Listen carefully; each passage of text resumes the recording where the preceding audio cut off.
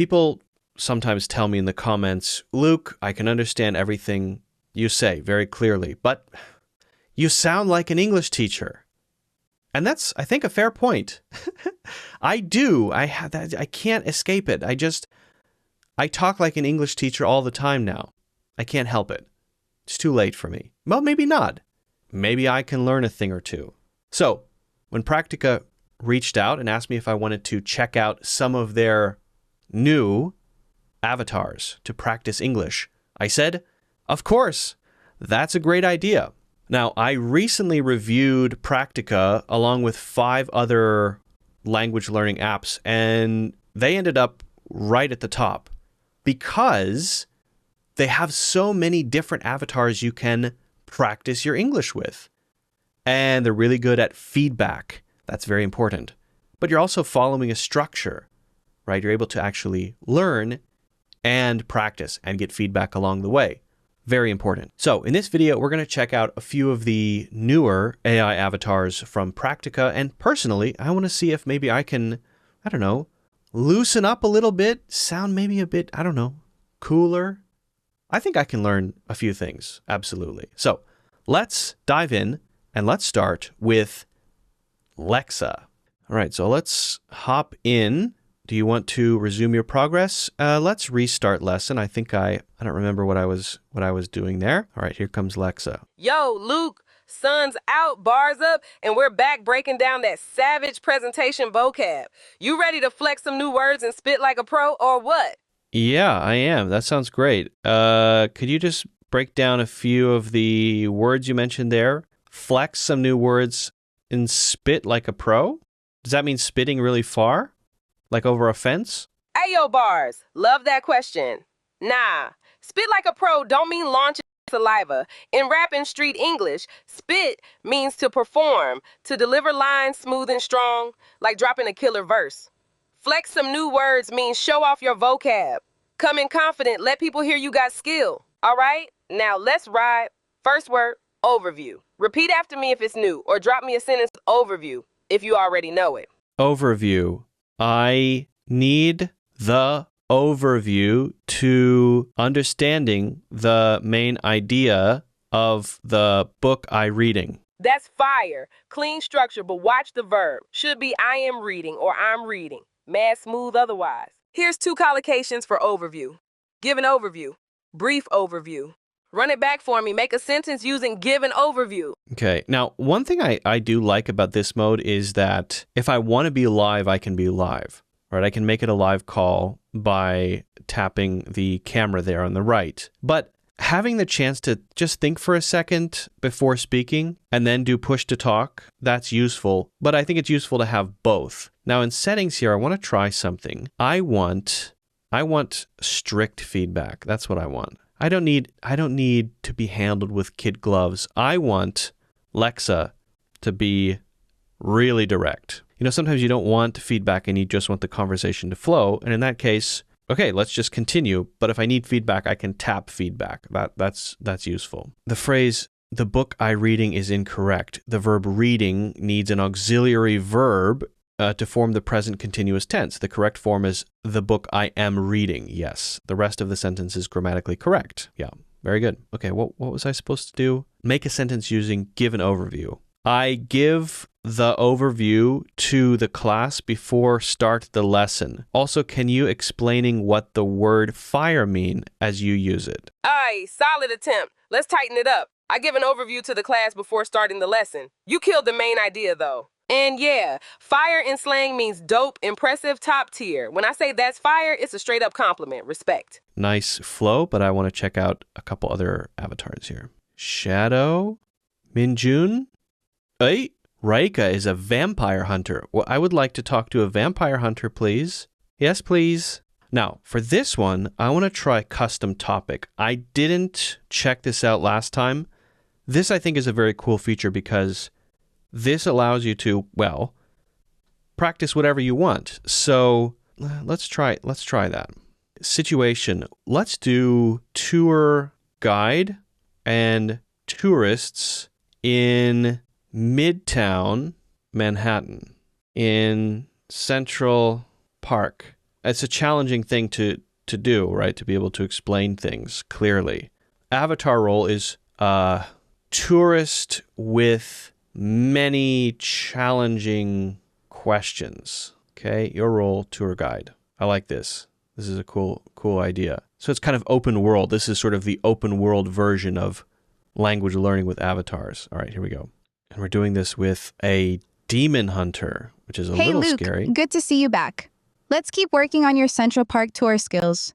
Ready to jump in and push your English a little further today? Yes, sounds good. Are you a real demon hunter? Nice focus. Today's role play, Central Park tour. Your role, tour guide. My role, tourist with many challenging questions. You can use real-life strategies. Ask me to repeat, slow down, or give a short answer first while you think. Ready to start the role play? Yes, absolutely. Let's start. Excuse me, I just joined your 2 p.m. Central Park tour. Quick question. Why is it called Central Park if it's not exactly in the center of New York City? That's a good question. I think the reason is because it kind of is. I mean, if we're just talking about Manhattan, it kind of is. Maybe not the center of the park in the center, but close enough. Close enough, I'd say. Does that answer your question? Close enough isn't very precise. If I drop a pin on a map, where exactly is the park central to? And when was it named? Was central the idea from the start, or did the name come later? Also, who decided the boundaries? These are tough questions. All right. Could you give me, how would you explain this? And then maybe I can copy you. This is a tough one. Good. I'll keep asking and you guide me. Let's keep it simple. So, first, when did the city decide to build this park? A year is fine. Second, who designed it? 1 or 2 names. Third, what makes it central? Is it the location in Manhattan or its role for the city? Your turn. I don't know the answers to any of your questions. I know I should because I'm the tour guide here, and I'm here to explain what I know. But you're making me realize that I know almost nothing about Central Park. And I'm ashamed to say it. Hey, guide, don't panic. You can still lead. Give me a simple plan for this tour right now. 3 stops you know well, even if basic. For example, the mall, Bethesda Terrace, Bow Bridge. What 3 stops will we see, and why are they worth it? All right, here's what we're going to do. We're going to start at the bottom of Central Park, and we're going to make our way up to Cleopatra's Needle. This is an ancient Egyptian obelisk that was taken from Egypt and moved to New York City, which is crazy. An Egyptian obelisk in New York? Why did the city bring it here? And how old is it exactly? Also, what's the fastest walking route from the south entrance to Cleopatra's Needle? Can you give me simple directions? You know what I like to do when I'm in Central Park is just kind of go in the general direction I need. And then, because the paths are not straight, just kind of go in the general direction and make decisions. And eventually I always end up where I want to go. I don't know how it happens, though. So your plan is wander and hope. Bold. But I paid for a tour. Give me clear steps. 1. From the southeast corner at 59th Street, which path do we take first? Left or right at the first fork? 2. 2 facts about Cleopatra's Needle. Exact age and why New York got it. 3. 1 quick stop on the way. What will we see there? Give me 1 photo spot. Go. Well, listen, I don't want to disappoint you. I know you paid for the tour. I'm kind of regretting charging for it. You're putting me under a lot of pressure here. I do. Yes, the answer to your question is on Google, and I will search the answers as we go. Does that work for you? No phone signal? My battery just died. You're the guide. Lead me. 1. From the southeast corner at 59th and 5th, do we go left or right at the first fork? 2. 2 quick facts about Cleopatra's Needle. Best estimate if you don't know the exact number. 3. one photo stop on the way. Name it and tell me why it's good. You can do this. Give me simple, clear answers. All right, now I can look at the transcript of the conversation because it was live. And notice there you've got a bit more pressure. So that's one thing you have to think about. Do I want to have a live call, or do I want to make it push to talk in the chat like this? And I think it's worth doing both depending on what you're working on, right? If you need to look up information or you need to think before you speak, it's useful to be able to do that, to take the time you need. But in real life, people don't just sit around and wait an unlimited amount of time for you to know what you want to say. So it's also very important to know how to communicate in the moment. So that's why practicing with that live mode is very useful. You have to say something. And I don't know anything, apparently, about Central Park. And it makes you realize, oh, I need to improve in this area. It gives you a feeling of pressure, right? I don't know what to say. That is good. That pushes you to figure out how to express yourself in real world situations. One of the lines I really liked is this one. So your plan is wander and hope, bold, but I paid for a tour. Give me clear steps. The thing I like about this, and this is my first time trying it, the thing I like about this is a custom one, and it follows instructions. So many times when I'm using other AI tools that require prompting, it maybe sticks with the situation for a little while and then kind of wanders away, and then we're somewhere else. She stuck to my prompt, and it flowed naturally and went from thing to thing. And so that's a powerful thing, to be able to basically say any situation, job interview, at this company, this experience level, be very tough, or maybe be very gentle and conversational. Say exactly what you want, and you have several places to specify what you want so that you can simulate and get used to that situation. That is extremely useful and very cool. So I really like the custom mode, and I like that it sticks with the scenario. It sticks with the role play really well. Now I want to do one more voice here. This guy, if anyone can teach me to be cool, it's this guy. Look at Cameron. Look how cool he is. He's just so cool. Cool sunglasses, cool hair. This guy is cool. And instead of custom topic, I could basically pick a topic. Topic 21, topic 22, pop culture, topic 23, job and career, topic 24, street food, topic 25, startups. Okay, so I could pick any of those. I could do free talk, which is where you just kind of talk about stuff until you find something. I could test my level. So why don't we choose, since we've already done a specific role play and we've done a specific lesson, why don't we do a topic-based conversation?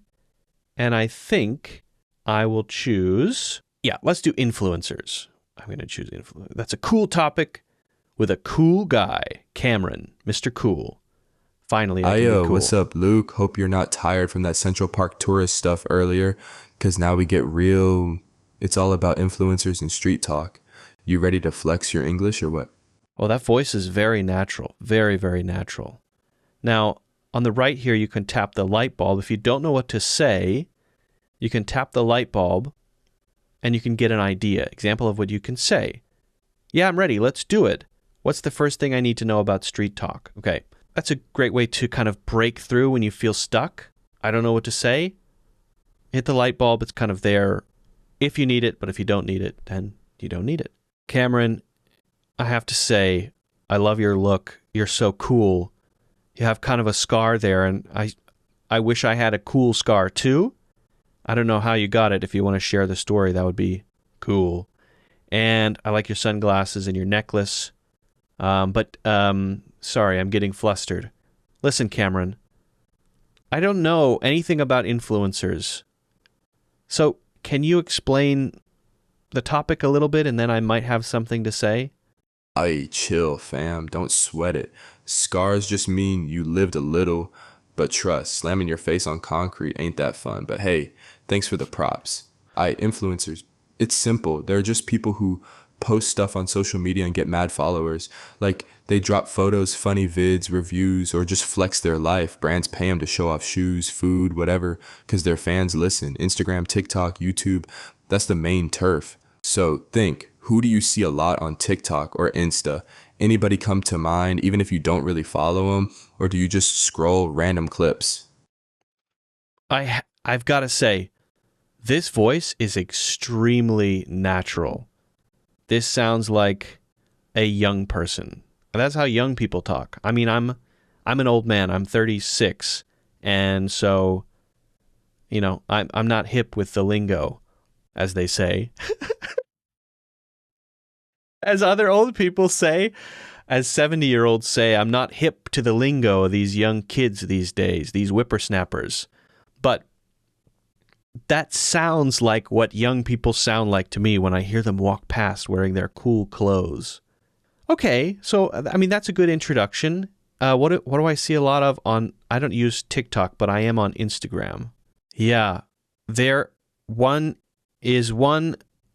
influencer who travel around to interested architecture, see many places around the world, such as Europe, Asia, and South America. He visiting place with famous architect or some history surrounding it. That's dope, bro. Travel influencer with an eye for buildings and histories. You remember his name or what makes his vids stand out? Like, is he funny, mad smart, or just really good at showing the vibe of each spot? And yo, quick tip, he travels around to interesting architecture and he visits places with famous architecture or some history around it. Clean up those verbs, all right? Now tell me, why do you think people follow him? What makes folks want to watch his stuff instead of like basic travel photos? Clean up those verbs, all right? I like that feedback. Clean up those verbs, all right? Yeah. One thing I do use here, I use dope sometimes. I like that word. You used mad smart. Is he mad smart? Can you please explain what mad smart means? Good ear, fam. Mad smart just means very smart. On the street, we use mad for very or a lot. So the mad hungry, very hungry. Mad cool, though super cool. Bet. Let's drill. Give me a sentence. Use mad before any adjective. Example, like, damn, that dog is mad cute. Yo, that architecture is mad dope, bruh. I'm That's cool. it. Clean as hell. Mad dope. Perfect street flex. Quick check. Why do you think that architecture is mad dope? What makes it stand out to you? Give me one detail. I'm finally cool. Guys, I'm finally cool. Bruh, the Corinthian columns on the facade are mad iconic. And it makes the whole building slap so hard. For real, you killing it now. Mad iconic makes the whole building slap. Straight heat. That's how you paint a picture, bro. Last drill. If you had to post a TikTok of that building, what would your caption be? Keep it raw, street style, no textbook vibes. Hit me. Okay. Yo. Check this. It's so lit. Dog. I made him laugh. That's it. Short, wild, grabs attention. Check this shit. It's so lit, dog. Viral energy right there, I should have used fam. All right, quick stamp. You came through real strong with the slang and vibe. I should have said fam. Mad respect. Dang it. Here's what you did well. I used mad, dope, iconic, lit, and all natural. Choy built sentences like a straight up like LA fool, not a tourist. That describe details, not just basic answers. Now for cleanup, watch your verb endings. He travels, not he travel. Use places and architecture in plural right. He visits places with crazy architecture. Any questions, bruh? Or you want to try one more TikTok caption with a new building? I really regret not using fam instead of dog. I feel like dog is also a little bit outdated. I should have said fam. And I really regret not saying fam. Dog is old school, yeah, but sometimes it hits for a retro vibe. Fam is real now. Use it and you sound fresh. Ain't no need to regret. Just switch it up next time. Want to try that caption again with fam? Or you good with moving on? I'm good, but I'll have to sit with it. Thanks, dude. Thanks, fam. What a lit lesson. I appreciate it. Thank you so much. I.e., respect for real. Your energy was on point as hell. Sit with it if you got it, but trust, you sounded dope today. Anytime you need that street English, I got you. Catch you next time, fam. Yo, fam. Catch you next time, bruh. Bruh. Finish lesson. That was fun. I have to say, that was fun. And I'm learning things. It made me realize some of the things that... So, yeah. Hella.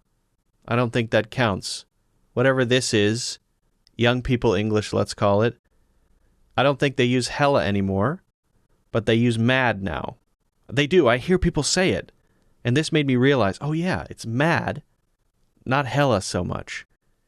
And they say dog less often than fam. So fam is better. Good to know. Good to know. That was fun.